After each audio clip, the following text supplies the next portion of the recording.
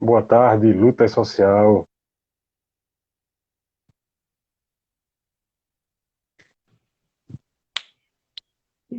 Olá, Que prazer tão grande, meu Deus do céu. oi Alan, deixa eu Tudo ver bom, se melhora Dailton? isso aqui, tudo bem? Eu aqui nessa expectativa da, da internet, porque essa internet não é de Deus nem de deusa, sabe? Eu Ela- imagino. mas aí eu tô nos dados móveis, como eu falei, mas vamos embora, Perfeito. Tenho certeza que qualquer problema vai que a dar gente tudo tenha, o pessoal vai certinho. compreender. Primeiro, eu Vai, quero vai. agradecer imensamente por poder fazer essa mediação. Quando eu vi a tua imagem, tua figura, o teu currículo, eu fiquei realmente muito contente, porque eu acredito que mais do que nunca a gente precisa debater várias questões e você, melhor do que ninguém, para tratar sobre esse tema. Ô, Tá conseguindo?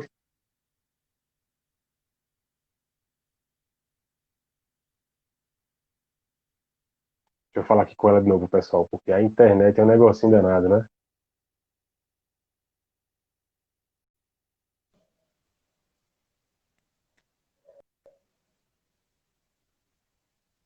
alô, é?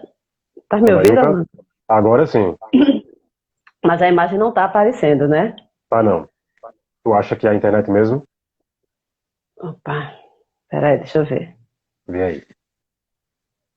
Vamos.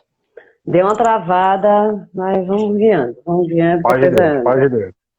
Pronto, Adailton. Então eu acho que inicialmente seria bem interessante, tanto para mim quanto para quem estiver assistindo, e para os que vão assistir, afinal de contas a gente vai salvar essa live no IG, que tu se apresente, e você nos conceda essa fala maravilhosa de quem é o Dailton. Uhum. Primeiro, boa tarde. Eu quero agradecer, né, a articulação do pessoal PE, né, ecossocialistas, pelo convite. Eu sou Dailta Alves, sou uma mulher negra, lésbica, escritora, atriz, educadora daqui de Pernambuco, Recife.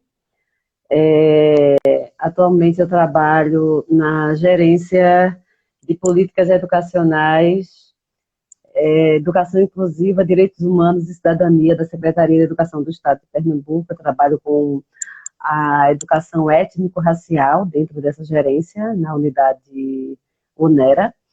E também trabalho na gestão de uma escola pública do Recife, né? Então, tem esses espaços institucionais que a gente fura a bolha e entra também, e tem o espaço da literatura, do teatro, né? Mas, enfim, todos os espaços é o corpo político de uma mulher negra e lésbica que está atuando, que está ocupando, que está problematizando as nossas pautas. Isso é certo. Perfeito, perfeito. Odailton, como algumas pessoas já devem saber, a gente vai tratar sobre o tema pandemia, racismo e como a Uhum, gente pode avançar no tema educação antirracista, né? E eu vou sim. apresentar dois nomes agora que eu acredito que tenha sido, que seja de conhecimento de todos, que é o George Floyd, nos Estados Unidos, um homem negro que foi morto por um policial branco, e Miguel, aqui em Recife, que caiu do nono andar de um prédio onde fica o metro quadrado mais caro de Pernambuco, né?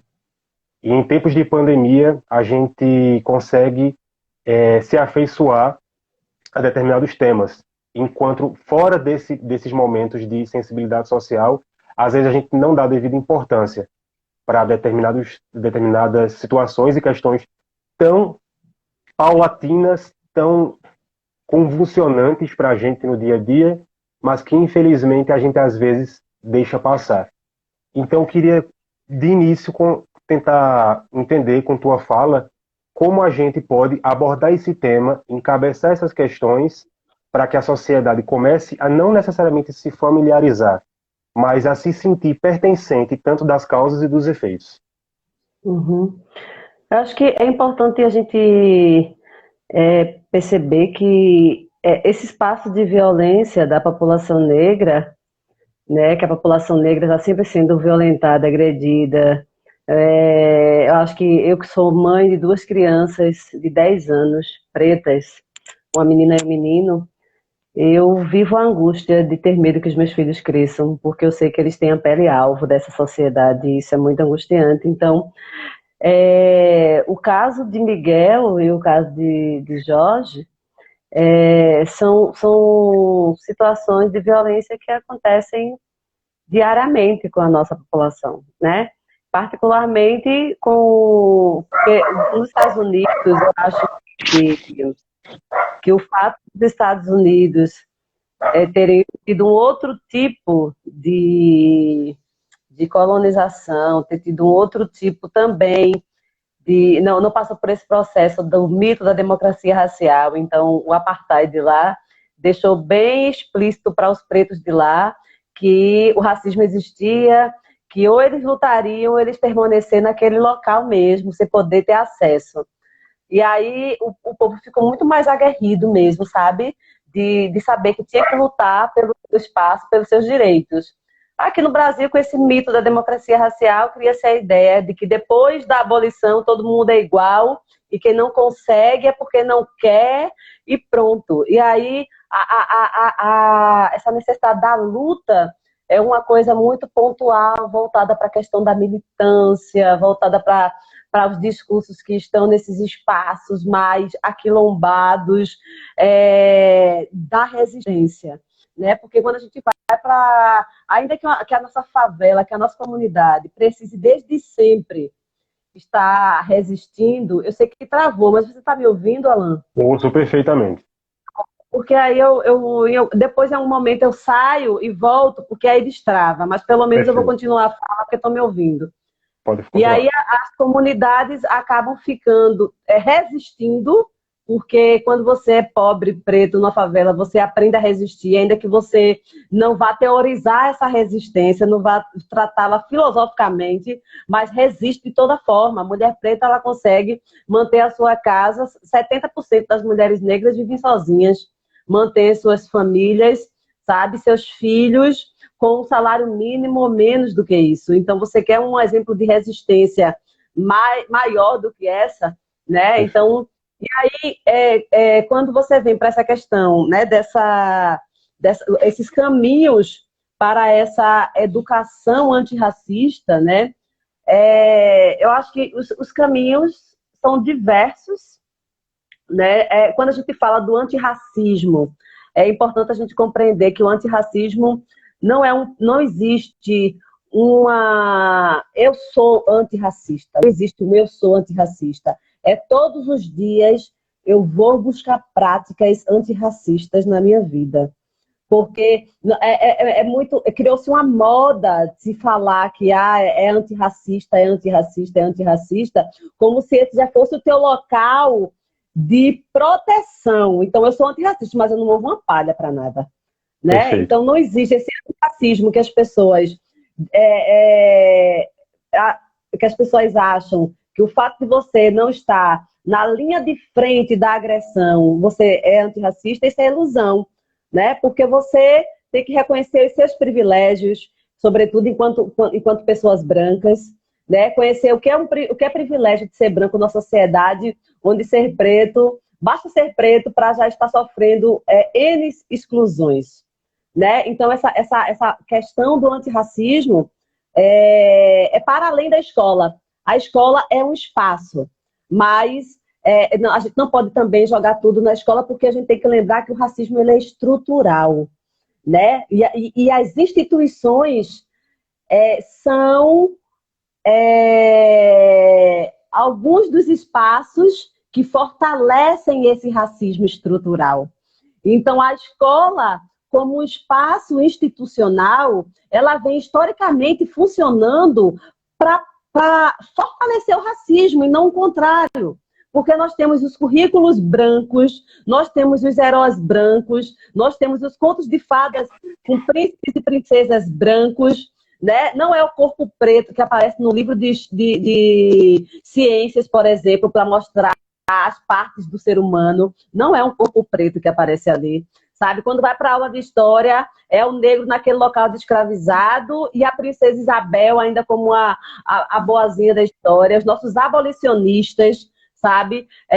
Luiz Amarim, Luiz Gama, José do Patrocínio, o próprio Zumbi da Andara não aparecem direito no nosso livro de história. Então, nós temos uma escola que vem fortalecendo esse discurso hegemônico, sabe? Que representa um grupo da nossa sociedade historicamente, que é aquele grupo do violentador, do colonizador, do sequestrador, né? Então, essa escola institucional ela foi criada por branco para pregar os valores dos brancos. Então, os pretos nunca se viram representados. Então, construir uma escola antirracista é um processo dificílimo. Nós temos aí marcos legais, né? Nós temos, e aí isso é uma política pública, e é uma política pública que nós temos que pensar politicamente os nossos corpos, porque é a política que desenvolve práticas para nos matar. Então, foi numa política pública que, querendo ou não, por mais deficitária que tenha sido, mas foi numa política pública de esquerda que conseguimos avançar em alguns aspectos, como na Lei 10.639, sabe, de 2003, que versa pelo ensino da história e cultura brasileira nas escolas, né? Como a Lei 11.645, de 2008, que inclui também os indígenas nesse processo, como o artigo 26A da LDB. Então, marcos legais nós já temos, sabe? Agora, desenvolver essas políticas públicas, fazer com que esses marcos legais sejam efetivados na sala de aula, aí é um outro processo que não depende somente de lei, depende de atitudes, como, por exemplo, a avaliação do Enem, questões voltadas para os direitos humanos, para as questões raciais, por exemplo. Porque se o aluno soubesse que no Enem cairia alguma discussão dentro dessas temáticas, ele iria ter muito mais interesse, os professores iriam ter muito mais interesse, por exemplo, de discutir a temática na sala de aula. Porque, principalmente, sabe, a escola não está preocupada com a questão racial, não. O aluno que vai reclamar para o professor está me chamando de macaco. A professora, pega o aluno que agrediu e diz, deixa de brincadeira, menino, para estar brincando com o colega, como se racismo fosse brincadeira. E racismo não é brincadeira, racismo é violência, é crime, né? Perfeito, perfeito, perfeito. Só um parênteses aqui. Pessoal, como vocês podem ter visto, a imagem de Odailton travou, mas o áudio até então tá ok. Eu vou sair e vou voltar para poder te ouvir tua próxima pergunta. Beleza, tá? pessoal, vocês, por favor, continue aí, viu? A live continua, só uma... Só fecha aqui a janelinha. Vamos lá. Pronto. Deixa eu ver aqui. Vocês seguram aí que a mulher é poderosa, viu? Cadê ela?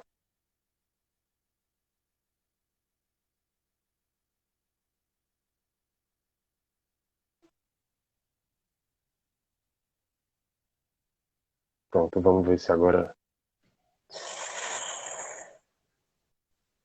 Pronto, pelo menos me ver movimentando, depois ficar na vibe da rádio, né? Que a gente vai ouvir o debate.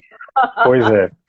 Odailton, tu falaste de várias questões, entre elas a estrutura educacional da gente, né? Como ela forma e como ela é modulada. Como então vencer essas barreiras e fazer com que a educação tenha um outro tipo de abordagem no seu processo de introdução? Introdução desde a vida mais tenra da criança até o processo acadêmico, o processo de doutorado, que a gente também sabe que mestres e doutores ainda têm uma presença muito pequena da população negra, e a gente sabe que também que existe uma série de dificuldades. Não existe aquela máxima que algumas pessoas ainda adotam de que é porque não quer. Não, é porque é um impeditivo ainda a cor de pele para que você ingresse nesses espaços. Como tu avalia essa questão da educação? Como fazer, né? Então, assim, quando se pergunta como fazer, eu pergunto quem para fazer. Porque o racismo ele não é um problema dos negros, né? Foram os brancos que criaram o racismo. E as pessoas brancas atualmente, que se dizem antirracistas, elas têm que ter um comprometimento para destruir esse racismo. Porque nós estamos cansadas e cansados. Então, por exemplo, se eu for falar para as pessoas brancas eu vou dizer que essas pessoas brancas elas podem ter práticas antirracistas bem simples, desde na hora que for comprar os brinquedinhos para dar de presente às suas crianças, meninos e meninas, branquinhos, branquinhas, deem bonecos e bonecas pretas e pretos, por exemplo, para a criança branca, desde cedo, aprender que o corpo negro é um corpo de afetividade, de carinho. É uma coisa bem simples. Compre livros de escritoras e escritores negros e negras, por exemplo. Né? Desde presente esses livros às pessoas brancas. Elas precisam nos ler, porque nós lemos elas a vida inteira. Então precisamos agora ser lidos e lidas, entendeu? Quando a gente pensa numa coisinha simples, por exemplo, eu vou à praia, eu procuro uma barraquinha de uma mulher negra para tomar minha cerveja, porque eu sei que essa mulher negra, ela está na base da pirâmide social, ela recebe o menor salário, ela sustenta a família só. Então eu vou fazer com que a economia dessa mulher negra minimamente se movimente com o meu dinheiro.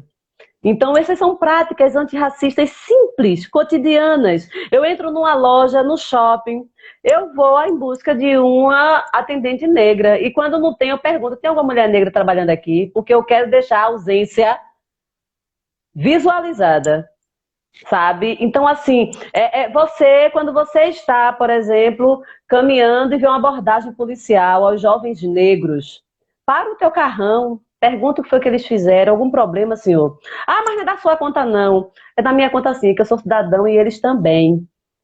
E você, enquanto homem branco, a mulher branca, com certeza não vai levar uma porrada na cara da polícia, porque eles vão te respeitar, porque ele respeita a gente branca, sabe? Principalmente se estiver parando o carrão, aí ele respeita dobrado, sabe? Então é usar os privilégios brancos que foram construídos a partir do processo de escravidão, porque foi a escravidão quem disse os corpos que merecem ser respeitados e os corpos que merecem ser violados.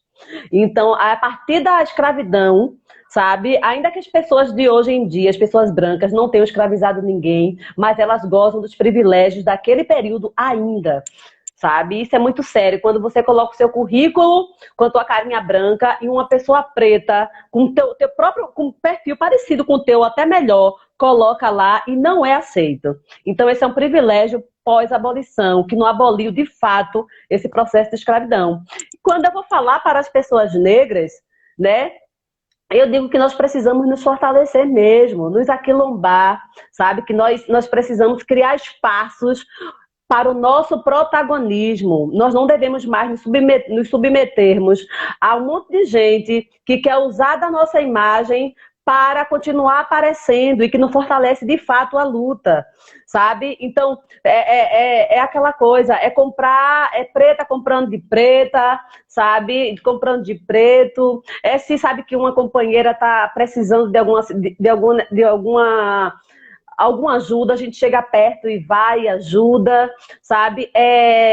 Quando tá vendo a companheira não se sentindo mal, não se sentindo bem, o companheiro também, chega perto e se aquilomba, sabe? É procurar desenvolver projetos. Eu, enquanto escritora, por exemplo, tentando desenvolver projetos para estar chamando escritoras negras, escritores negros.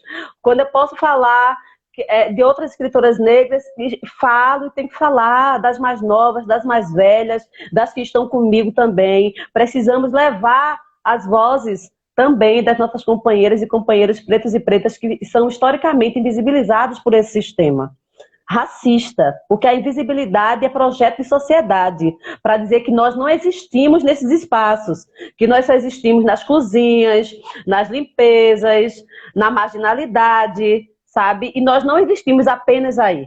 Com todo respeito às cozinheiras, às empregadas domésticas, aos garis, porque quando eles param, a sociedade para. Mas sendo que nós não precisamos estar apenas aí. E aí nós temos espaços de professoras pretas nas universidades, como Denise Botelho, Deise Moura, Auxiliadora Martins, Cessa Reis, que dentro dessas universidades estão criando aquilombamentos também, sabe? Newton, Bento, estão ali criando espaços para ajudar pessoas pretas a entrarem no processo de pós-graduação, sabe? Para estar criando grupos de estudos para discutir a questão racial. Então, ocupar esses espaços institucionais é fundamental. E tem gente preta que está nesses espaços, está fazendo a diferença. Quando eu estou na Secretaria da Educação, junto com José Bias, junto com Cledson, sabe, junto com Lourdes, que são pessoas pretas, a gente está ali tentando fazer a diferença nesse espaço institucional, porque temos que estar nesses espaços institucionais também, porque é aí que a estrutura vai se formando, é aí que a política pública se desenvolve, né? E na sala de aula, na escola, quando eu dialogo com os professores, eu sempre digo que sala de aula é um espaço político, e você tem que saber de que lado você está, se você está do lado do seu aluno ou se você está do lado de um sistema que historicamente violenta esse aluno. Então não existe escola sem partido, porque a escola sempre teve um partido, que é o partido branco, macho, elitista, sabe? Então a escola, quando vem se falar de escola sem partido, é porque está vendo uma galera preta, LGBT, mulher, favela, querendo entrar nessa história. Aí vai dizer que não tem partido. Então tudo é partidário, não existe o muro. Quando a gente diz que está em cima do muro, a gente já está ali do ladinho do opressor, isso é fato. Né? Então, assim, diante da escola, eu sempre digo isso para os professores, nós hoje podemos fazer muita diferença, e é simples. Eu, como professora de língua portuguesa, quando eu vou trabalhar um gênero textual, eu posso trazer um texto de Vinícius de Moraes, mas eu posso trazer um texto de Solano Trindade. Eu posso trazer um texto de Cecília Meirelles, mas eu posso trazer um texto de Conceição Evaristo e de tantas outras. Então, são escolhas. Nossos alunos precisam se ver como escritoras, como cientistas, como heróis, heroínas, sabe? Eles precisam se ver. E isto é fundamental, porque visibilidade importa, mas não é aquela visibilidade romanceada, não. Ah, tá lá, já me representa, não. Tá lá, significa que eu vou e vou também. É aquela coisa, é inspirador. Precisamos inspirar outras pessoas para ocupar esse poder. Porque enquanto a gente ficar somente na base, é sendo pisada. E aí a gente não resiste, é doloroso, né? É cruel demais para o nosso povo. Tu falasse sem nenhum exagero, eu me arrepiei várias vezes aqui, tanto porque a fala é muito forte, ou seja, porque eu me vi é, agente motivador dessas práticas racistas. Eu lembro que uma vez eu estava em Recife com uma amiga minha e discutíamos sobre cotas. O discurso de ambos era a favor das cotas. Só que na mesma hora que a gente discutiu isso, vinham dois rapazes negros no calçadão. Eu olhei para essa minha amiga e disse que ela escondesse o celular, sabe? Ela olhou Uhum. para minha cara e disse: Caramba, Alan, tua fala destoa do teu discurso agora com o que A aconteceu com esse prática momento e destoa tal. do discurso, né? A prática Sim, destoa do pois é. discurso. Pois é. Aí não, aquilo até hoje é tão forte para mim e eu não tenho, eu não me constranjo em falar porque eu acredito que eu aprendi Sim, muito sim. com aquilo, sabe?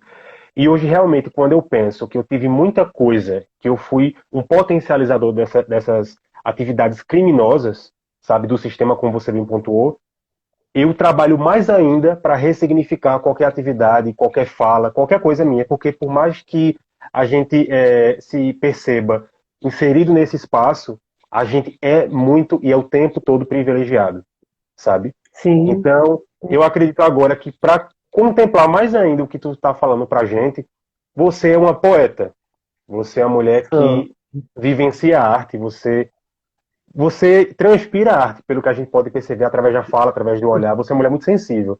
E eu tenho certeza que a sua arte também está envolvida com essas questões sociais.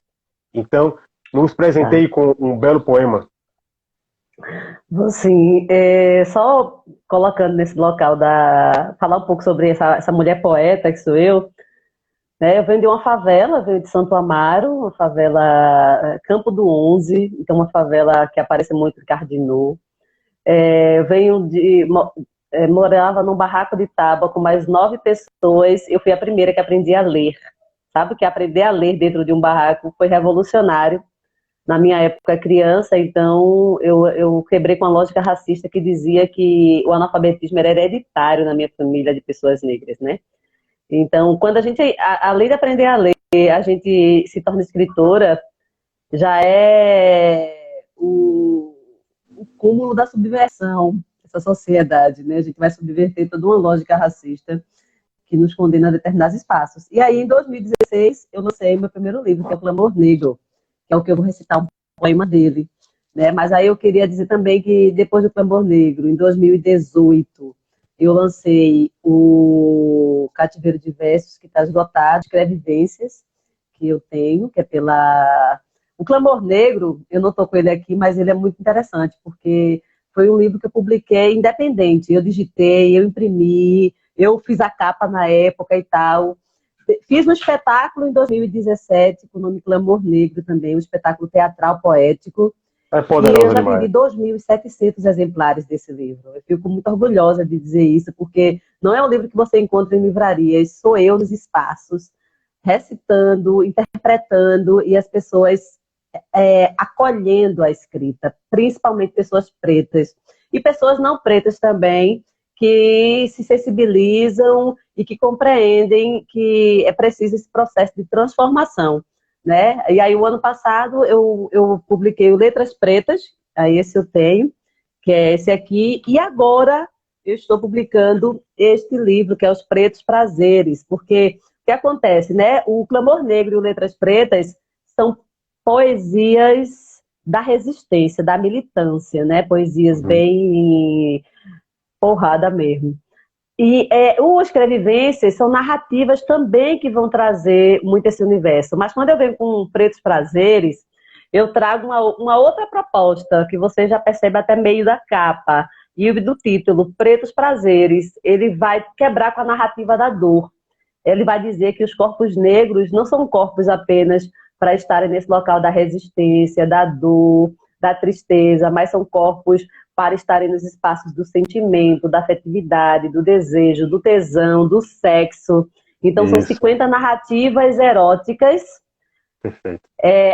com personagens pretos e pretas, LGBTs, com deficiência, idosos, idosas. Então, eu fico muito feliz de ter feito esse livro, sabe? E eu lancei no começo do mês, online. A primeira edição dele vem com 200 exemplares. Eu já vendi 120 exemplares em menos de um mês, online. Eu estou muito feliz com essa Perfeito. receptividade, com esse retorno das pessoas. Isso é maravilhoso. E aí o poema que eu vou recitar é do primeiro livro, do Clamor Negro, que diz assim: o racismo. O racismo é uma navalha enferrujada que sangra a alma negra. E as chibatadas continuam violentas. E não venham com essa conversa afiada de que todo mundo é igual.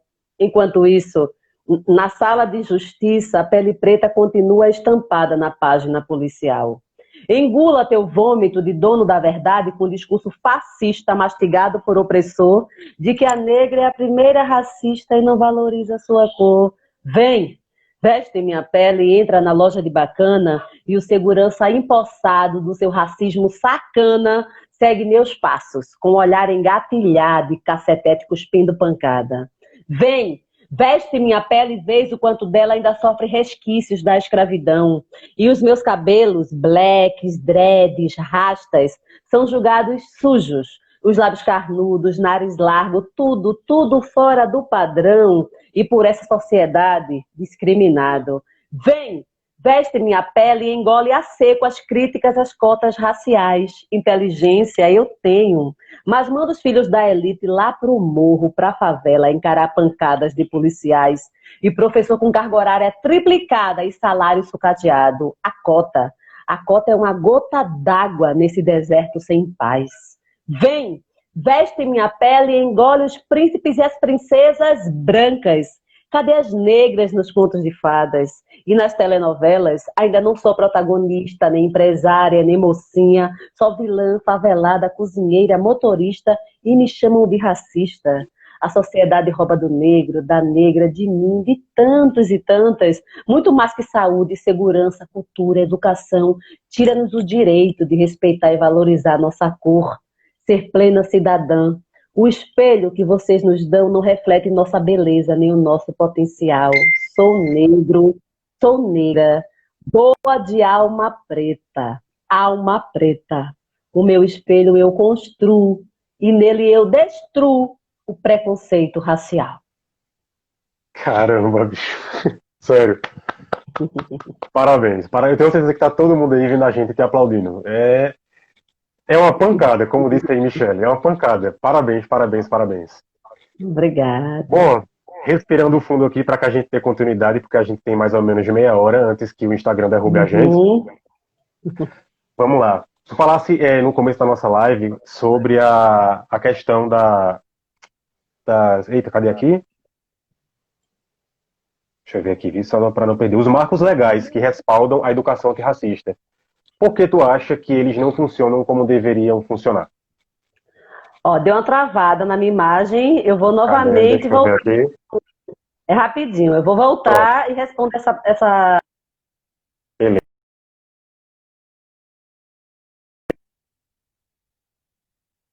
Pessoal, que mulher é essa, pessoal? Cadê o Dailton, Dailton?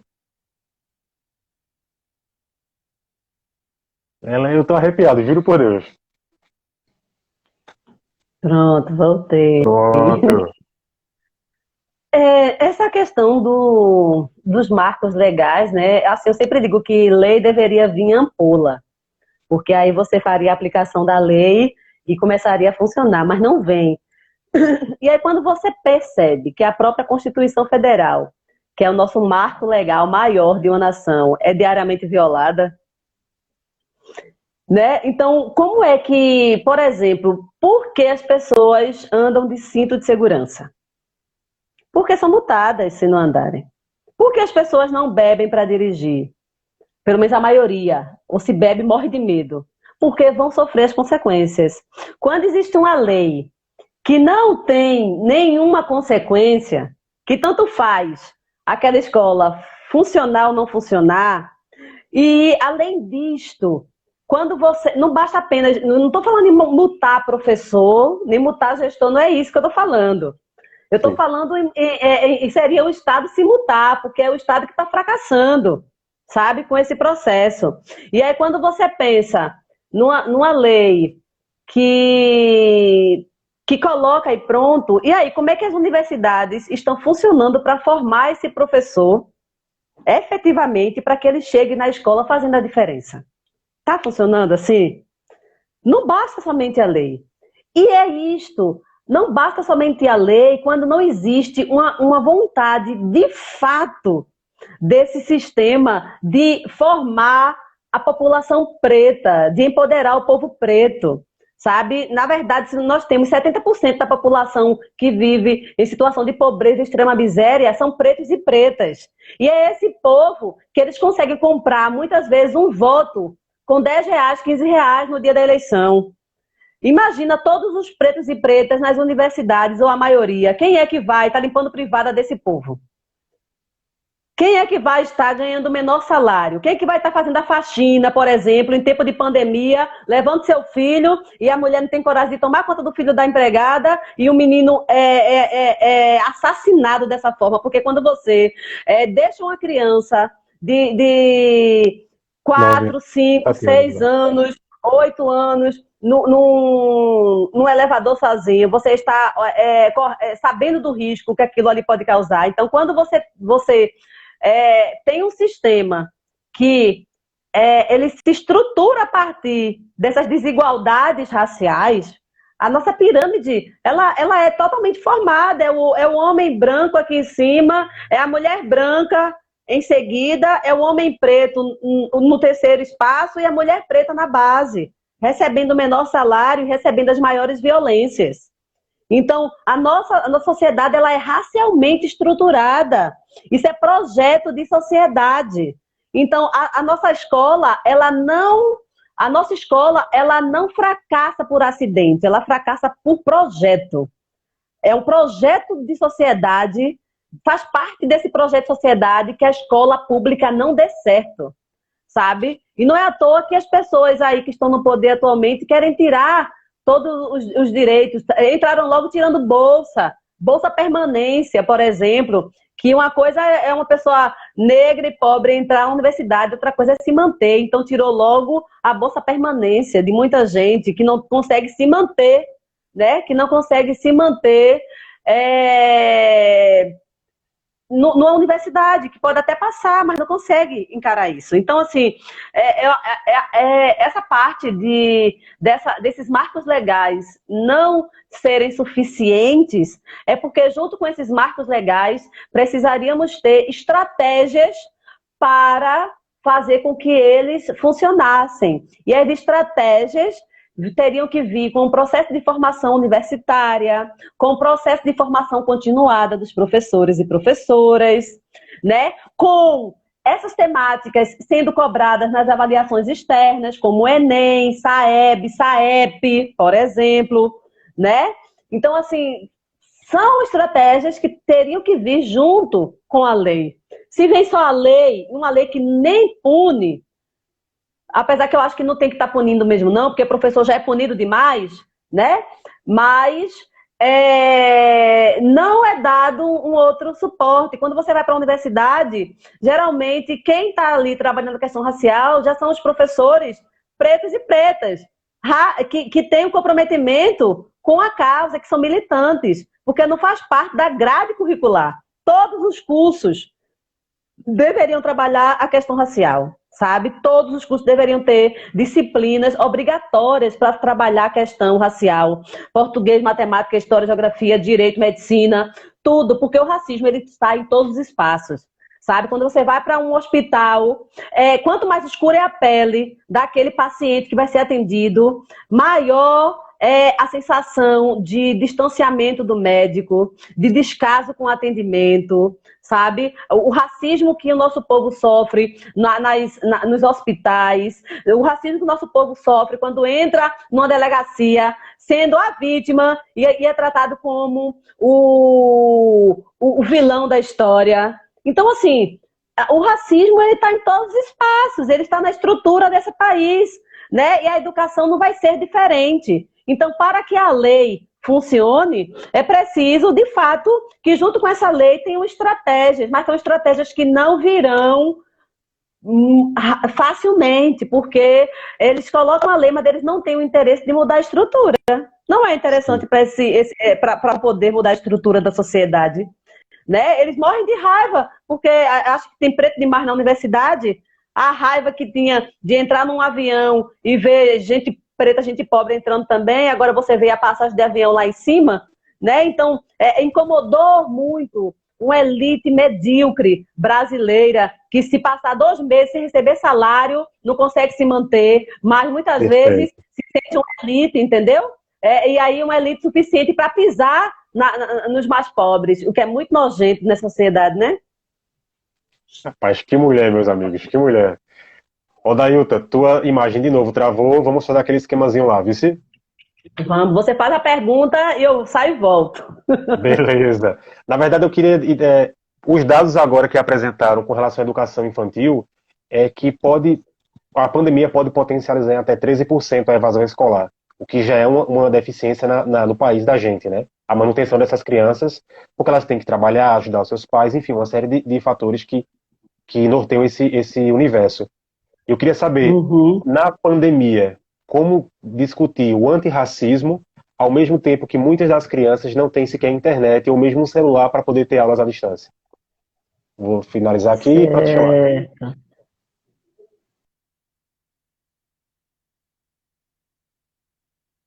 Cadê o Dailton? Aqui.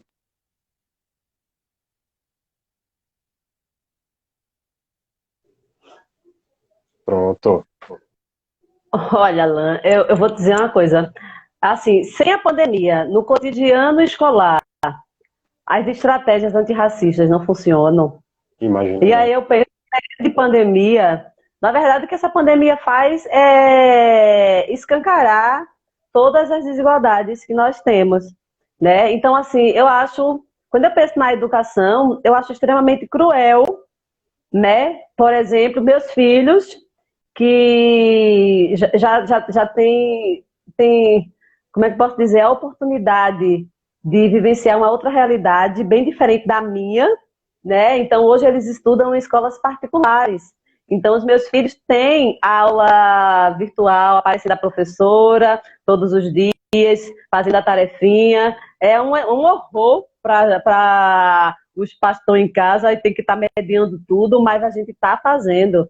Mas eles são, enquanto crianças negras, eles fazem parte de um grupo de exceção, sabe? Porque as nossas crianças, em sua maioria, elas não têm acesso a essas tecnologias tanto, às vezes tem até um celular, mas não tem uma internet de qualidade que dê conta de fazer esse processo todo, né? E aí, muitas vezes, o que algumas secretarias fazem é maquiar, né? Pega a escola piloto, coloca com aula online e diz que a rede está tendo aula, e que não é. A gente sabe que não é isso que está acontecendo na maioria das prefeituras desse estado, por exemplo, né?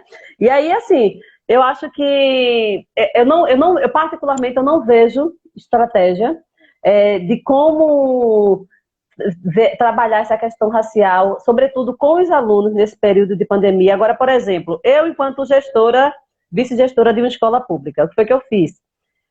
Eu entrei em contato pelo WhatsApp com alguns pais de alguns alunos pretos e pretas. E aí a gente teve umas conversas, principalmente nesse período que estava se discutindo tanto a questão do racismo. Eu fiquei imaginando a cabecinha deles e tal. Então eu fui para o WhatsApp, conversei com eles. E aí é um grupo que gosta muito de teatro e tal, né? Aí eu sugeri que a gente fizesse um vídeo, eu construí o texto, passei para eles. Eles gravaram um vídeo, eu fiz uma edição e a gente fez um vídeo bem bacana com posicionamentos antirracistas deles, trazendo estatísticas, trazendo sonhos, que eles não querem ser estatística, eu quero ser médico, eu quero ser químico, eu quero ser advogada. Então, meninos e meninas pretos e pretas, depois eu posso até depois mandar para o teu zap. Eu quero. Né? Então, assim, como foi um trabalho bacana desse. E quem tiver interesse, só é entrar no meu Instagram e olhar lá nas minhas postagens. Esse vídeo consta no meu Instagram, né? Então, assim, são estratégias, mas não existe, sabe? Não se tá nesse trabalhando o que esse sistema diz que é importante, que é português e matemática. Imagina a questão racial, né? Muito pelo contrário, está violentando, porque aí quando você vai e passa, por exemplo, manda uma tarefa de casa para esses meninos, né? E aí esses meninos não fazem, e você fica, e essa escola fica pressionando porque não fez, e é porque a mãe não liga, é porque ninguém liga e desconsidera o contexto de angústia, de miséria, sabe? De estresse que essa família vive, muitas vezes, numa casa com menos de 40 metros quadrados, bem menos, às vezes uma casa com 2 vãos apenas, muitas vezes sem janela sequer, e a escola exigindo que esse menino fique dando conta de atividades, de leituras nesse processo. Não dá, sabe? Eu acho que se a pessoa tiver minimamente um respeito, sabe? Tem que reconsiderar essas cobranças com esses alunos, principalmente nessa situação. Esses alunos não podem ser reprovados, porque isso vai ser muito cruel Sim. com os nossos alunos da favela, pretos e pretas, porque enquanto a galerinha classe média que está conseguindo ter aula virtual vai ser aprovado, o nosso povo vai ser reprovado numa instituição, quando essa instituição ela é uma instituição fracassada, que não possibilita que os nossos alunos tenham as mesmas possibilidades daqueles que estão na rede privada. Então, assim, é importante que não se reprove esse aluno, não. Vai aprovar automaticamente, que seja, e no ano que vem a gente vê o que é que se faz. O que não pode é fazer um ano, esse aluno perder este ano, porque isso vai pesar quando ele for entrar na universidade, quando ele for começar um estágio. Então, tem todo esse processo. Então, é importante, quando a gente pensa racialmente a educação nesse tempo de pandemia, ter esses cuidados, do não pressionar essas famílias, porque elas estão em situação de vulnerabilidade muito grande, já, sabe? Não podemos encher uma sala de aula com esses estudantes, porque é tudo jovem, criança, adolescente, eles vão estar se tocando, se abraçando, se beijando, não vai ter cuidado, e aí vai ser esse genocídio em massa dentro da favela que já está acontecendo. Nós sabemos perfeitamente com relação a essa questão da... Já saíram dados do IBGE, né? Eu estava lendo na Folha de São Paulo, colocando algumas situações muito sérias, que os dados de 10 de abril a 18 de maio, né, a questão do número de mortos, o número de mortos de pessoas pretas subiu de 32,8 para 54,8, né, enquanto o número de mortos de pessoas brancas cai absurdamente. Então, é uma pandemia que vem da branquitude, que foi trazida pelos brancos nos seus aviões da Europa, né, da China, e aí você tem um índice alto inicialmente de casos em Boa Viagem, e agora os casos estão majoritariamente dentro da periferia, que é uma maioria preta. A mesma coisa quando você pensa na questão do desemprego, né? O desemprego de pessoas pretas aumentou muito mais. Né, eu estava lendo também sobre a questão de trabalho home office, né? Você tem esse trabalho online, as pessoas pretas que conseguiram ter uma média de 9% e as pessoas brancas 17,6%, quase o dobro. Então, as pessoas brancas estão trabalhando mais em casa do que as pretas, pelas condições de internet, de tecnologia, né? Então, a gente tem que pensar essa pandemia, essa questão racial, que é algo estrutural, e que vai continuar violentando na pandemia, para além da pandemia, sabe? E o que nós temos que tentar fazer é fazer com que as pessoas negras fiquem menos vulneráveis possíveis. E a escola, enquanto espaço físico, é um espaço de vulnerabilidade. Não podemos pressionar as pessoas que já estão em extrema miséria a pensar em escola nesse momento, sabe? A realidade é essa. Porque tem que pensar no pão de cada dia, tem que pensar no auxílio emergencial que não está chegando na casa deles, sabe? Tem que pensar em como conseguir fazer para não morrer de fome, para fazer com que a sua mãe consiga sobreviver à violência do teu pai dentro de casa, que chega bêbado às vezes. Então, são tantas as histórias que pensar em escola dentro das comunidades nesse momento é algo extremamente complicado. Eu sei que travou de novo. Foi. Eu vou fazer outra pergunta e a gente continua no Certo. esquema. Estamos na Certo. Semana da Mulher Latino-Americana e Caribenha, né? E Uhum. embora a pandemia tenha cor e gênero, pelo menos no Brasil, os homens são mais acometidos com o Covid, são os que morrem mais e como você bem pontuou, são homens pretos. Só que numa perspectiva latino-americana, como a pergunta sugere, como tu acha que deve haver o debate para tentar, eu não vou dizer suplantar esses números, porque a gente sabe que não vai acontecer. A gente sabe que a verdade do Estado é totalmente contra essa narrativa. Mas, pelo menos no contexto da educação, como é que tu acha que a gente deve abordar essa situação? Vou desligar aqui, Vici. Uhum.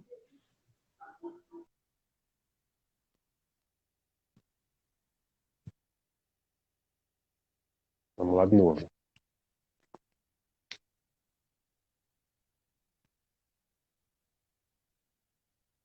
Ela tinha me falado antes, pessoal, que a internet dela estava com um probleminha. Ela está usando dados, por isso que está com esse vai e vem. Oh. Pronto. Eu estava falando Mas aqui ao ainda bem pessoal que que tu tinha me falado antes da internet. Beleza. exato. Quando a gente pensa nessa questão da mulher negra latino-americana e caribenha, né, é uma luta que vai unir mulheres pretas de diversos lugares, mas que quando param para conversar, para analisar a conjuntura local, percebe que as violências, as opressões, elas estarão presentes nesses diversos espaços, né? E aí, se juntar, né? Quando se juntam essas mulheres pretas, elas vão pensar em estratégias de sobrevivência, né? De como lutar pelas políticas públicas.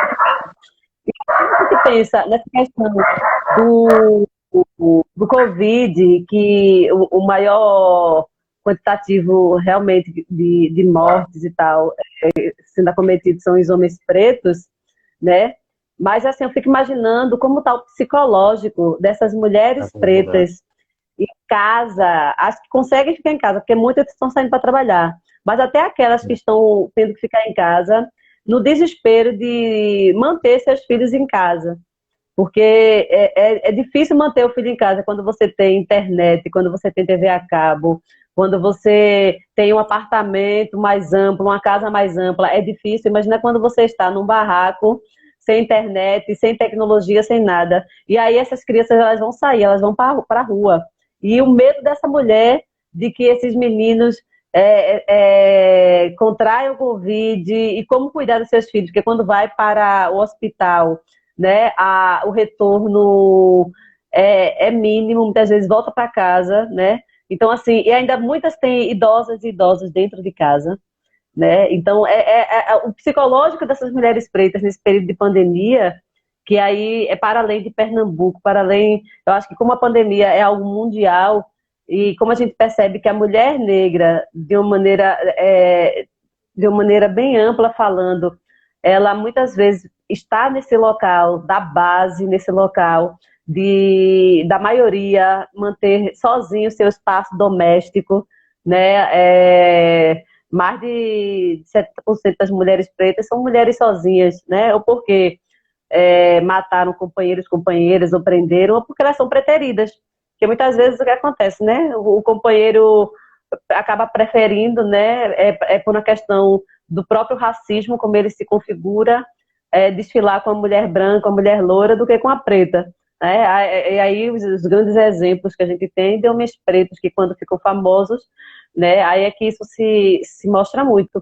E quando a gente vem para Pernambuco, eu penso com relação ao Covid, mas eu penso em estatísticas, né, que foram divulgadas é, aqui em Pernambuco, e isso é muito problemático, né? Em 2014 saiu um censo, que aí esse censo ele tem um tempo, né? A cada 10 anos é que se pensa em trazer novos dados, mas no último censo mostrou que em Pernambuco, por exemplo, 78% das mulheres, 78% das adolescentes, aí eu estou falando das nossas alunas, das adolescentes que engravidam, né, das adolescentes que engravidam, aliás, 82,4% das adolescentes que engravidam são pretas. Então, isso é muito sério, né? Quando eu coloquei aqui alguns dados, por exemplo, que 86% das mães não escolarizadas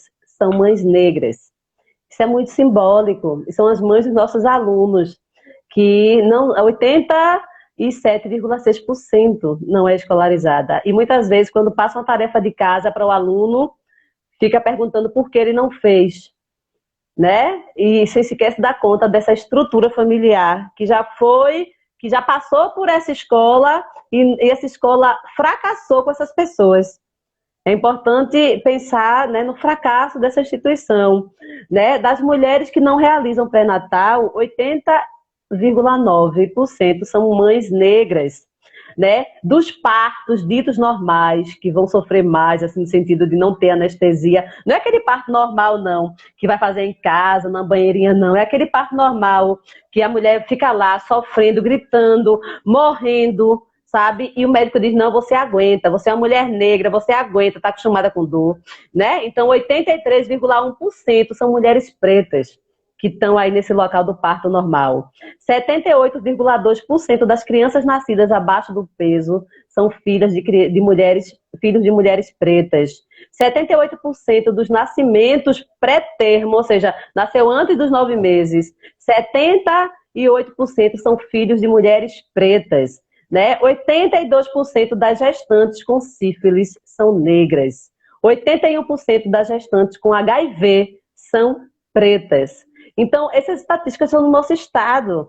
E quando a gente pensa nesse Dia da Mulher Negra Latino-Americana Caribenha, a gente tem que pensar que não tem muito o que comemorar, não. A gente tem muito o que lutar ainda. Isso é muito triste, porque a luta, para quem não é obrigado a lutar, para quem entra na causa por uma crença, porque quer ser companheiro da luta e tal, é algo que pode ser até romanceado. Sim. Mas a luta, para quem não tem escolha, a luta para quem ou luta ou morre, é muito cruel. É muito cruel esse local da resistência. Eu, por exemplo, eu não quero estar resistindo o tempo todo, eu quero existir.